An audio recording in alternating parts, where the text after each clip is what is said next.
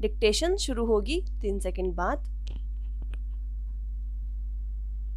हाथ में बंडल थामे पुलिस इंस्पेक्टर ओचुमेलाव नया ओवरकोट पहने हुए बाजार के चौराहे से गुजरा। उसके पीछे अपने कानों में जब्त की गई झरबेरियों की टोकरी उठाए लाल बालों वाला एक सिपाही चला आ रहा था। स्टॉप। चारों ओर खामोशी थी। चौराहे पर किसी आदमी का निशान तक नहीं था। दुकानों के खुले दरवाजे भूखे जबड़ों की तरह भगवान की इस सृष्टि को उदास निगाहों से ताक रहे थे। कोई भिखारी तक उनके आसपास नहीं दिख रहा था।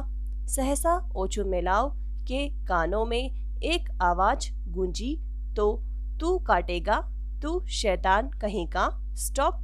ओ छोकरो, इसे मत जाने दो, इन दिनों काट खाना मना है, पकड़ लो इस कुत्ते को। स्टॉप। तब किसी कुत्ते के किकियाने की आवाज सुनाई दी। ओचुमेलाव ने उस आवाज की दिशा में घूमकर घुरा और पाया कि एक व्यापारी पिचुगिन के काठ गोदाम में से एक कुत्ता 3 टांगों के बल रेंगता चला आ रहा है। स्टॉप। छींट की कलफ लगी कमीज और बिना बटन की बास्केट पहने हुए एक व्यक्ति कुत्ते के पीछे दौड़ रहा है। गिरते पड़ते उसने कुत्ते को पिछली टांग से पकड़ लिया। फिर कुत्ते का किकियाना और चीख मत जाने दो दोबारा सुनाई दी। स्टॉप। दुकानों में ऊँघते हुए चेहरे बाहर झांके और देखते ही देखते जैसे जमीन फाड़कर निकल आई एक भीड़ काठ गोदाम को घेरकर खड़ी हो गई। स्टॉप। हुजूर, यह तो जन शांति भंग हो जाने जैसा कुछ दिख रहा है, कौमा, सिपाही ने कहा। स्टॉप। ओचुमेलाव मुड़ा और भीड़ की तरफ चल दिया। उसने काठ गोदाम के पास बटन विहीन बास्केट धारण किए हुए उस आदमी को देखा जो अपना दायां हाथ उठाए वहां मौजूद था तथा उपस्थित लोगों को अपनी लहूलुहान उंगली दिखा रहा था। स्टॉप। उसके नशीले से हो आए चेहरे पर साफ लिखा दिख रहा था, शैतान की औलाद, मैं तुझे छोड़ने वाला नहीं। और उसकी उंगली भी जीत के झंडे की तरह गड़ी दिखाई दे रही थी। स्टॉप। ओचुमेलाव ने इस व्यक्ति को पहचान लिया। वह क्युक्रिन नामक सुनार था और इस भीड़ के बीचों बीच अपनी अगली टांगे पसारे नुकीले मुंह और पीठ पर फैले पीले दाग वाला अपराधी सा नजर आता।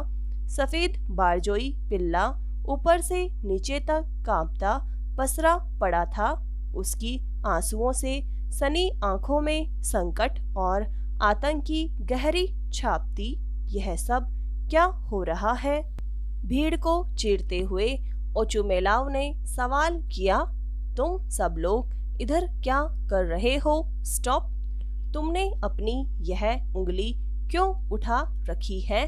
चिल्ला कौन रहा था? स्टॉप। पैरा। हुजूर, मैं तो चुपचाप चला जा रहा था, मुंह पर हाथ रखकर खांसते हुए क्युक्रिन ने कहा, कौमा, मुझे मित्रिच से लकड़ी लेकर कुछ काम निपटा रहा था, तब अचानक इस कमबख्त ने अकारण मेरी उंगली काट खाई। स्टॉप। माफ करें, आप तो जानते हैं मैं ठहरा एक कामकाजी आदमी, कौमा, मेरा काम एकदम पेचीदा किस्म का है।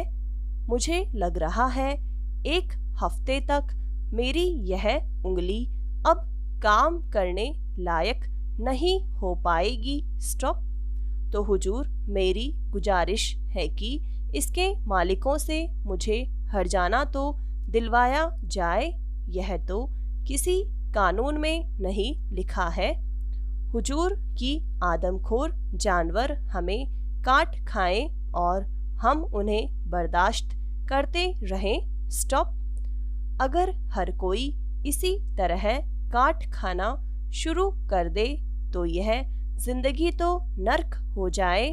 ठीक है, ओचुमेलाव ने अपना गला खंखारते हुए और अपनी त्योरियां चढ़ाते हुए कहा, ठीक है, यह तो बताओ कि यह कुत्ता किसका है।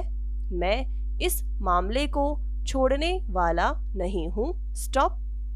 कुत्तों को इस तरह आवारा छोड़ देने का मजा मैं इनके मालिकों को चखाकर रहूंगा जो कानून का पालन नहीं करते। अब उन लोगों से निपटने का वक्त आ गया है। स्टॉप। उस बदमाश आदमी को मैं इतना जुर्माना ठोकूंगा ताकि उसे इल्म हो जाए कि कुत्तों और जानवरों को इस तरह आवारा छोड़ देने का क्या नतीजा होता है। मैं उसे ठीक करके रहूंगा। तब सिपाही की तरफ मुड़कर उसने अपनी बात जारी रखी। स्टॉप। येल्दिरिन, पता लगाओ यह पिल्ला किसका है और इसकी पूरी रिपोर्ट तैयार करो। इस कुत्ते को बिना देरी किए खत्म कर दिया जाए। शायद यह पागल हो। स्टॉप। मैं पूछ रहा हूँ, आखिर यह किसका कुत्ता है। मेरे ख्याल से यह जनरल जिगालोव का है। भीड़ से एक आवाज उभर कर आई, जनरल जिगालोव। स्टॉप। हूँ येल्दिरिन, मेरा कोट उतरने में मेरी मदद करो। आज कितनी गर्मी है, लग रहा है बारिश होकर रहेगी। स्टॉप। वह क्यूक्रीन की तरफ मुड़ा। एक बात मेरी समझ में नहीं आती, आखिर इसने तुम्हें कैसे काट खाया। यह तुम्हारी उंगली तक पहुंचा कैसे। तू इतना लंबा तगड़ा आदमी और यह रत्ती भर का जानवर, जरूर ही तेरी उंगली पर कोई कील वगैरह गड़ गई होगी और तत्काल तूने सोचा होगा कि इस कुत्ते के मत्थे मड़कर कुछ हर्जाना वगैरह ऐंठ कर फायदा उठा लिया जाए। स्टॉप। मैं तेरे जैसे शैतान लोगों को अच्छी तरह समझता हूँ। इसने अपनी जलती सिगरेट से इस कुत्ते की नाक यूं ही जला डाली होगी हुजूर, वरना यह कुत्ता बेवकूफ है क्या जो इसे काट खाता। स्टॉप।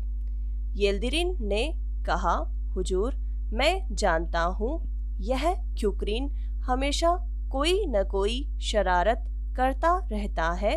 अबे तूने मुझे ऐसा करते जब देखा ही नहीं तो झूठ मूठ में सब क्यों बके जा रहा है। हुजूर तो खुद बुद्धिमान आदमी है और बखूबी जानते हैं कि कौन सच बोल रहा है और कौन झूठ। स्टॉप। यदि मैं झूठ बोलता पाया जाऊं तो मुझ पर अदालत में मुकदमा ठोक दो। कानून सम्मत तो यही है कि सब लोग अब बराबर हैं। मैं यदि आप चाहे तो यह भी बता दूं कि मेरा एक भाई भी पुलिस में है। बकवास बंद करो। स्टॉप। नहीं, यह जनरल साहब का कुत्ता नहीं है, सिपाही ने गंभीरता पूर्वक टिप्पणी की। जनरल साहब के पास ऐसा कोई कुत्ता नहीं है, उनके तो सभी कुत्ते पॉइंटर है। स्टॉप।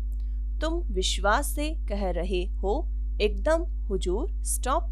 तुम सही कहते हो, जनरल साहब के सभी कुत्ते महंगे और अच्छी नस्ल के हैं। और यह जरा इस पर नजर तो दौड़ाओ, कितना भद्दा और मरियल सा पिल्ला है। कोई सभ्य आदमी ऐसा कुत्ता काहे को पालेगा? तुम लोगों का दिमाग खराब तो नहीं हो गया? स्टॉप। यदि इस तरह का कुत्ता मास्को या पिट्सबर्ग में दिख जाता तो मालूम हो उसका क्या हश्र होता। तब कानून की परवाह किए बगैर इसकी छुट्टी कर दी जाती। स्टॉप। तुझे इसने काट खाया है तो प्यारे एक बात गांठ बांध ले, इसे ऐसे नहीं छोड़ देना, इसे हर हालत में मजा चखवाया जाना जरूरी है। ऐसे वक्त में शायद यह जनरल साहब का ही कुत्ता है। स्टॉप। गंभीरता से सोचते हुए सिपाही ने कहा, इसे देख लेने भर से तो नहीं कहा जा सकता कि यह उनका नहीं है। कल ही मैंने बिल्कुल इसी तरह का एक कुत्ता उनके आंगन में देखा था। स्टॉप। हाँ, यह जनरल साहब का ही तो है। भीड़ में से एक आवाज उभर आई। स्टॉप। समाप्त।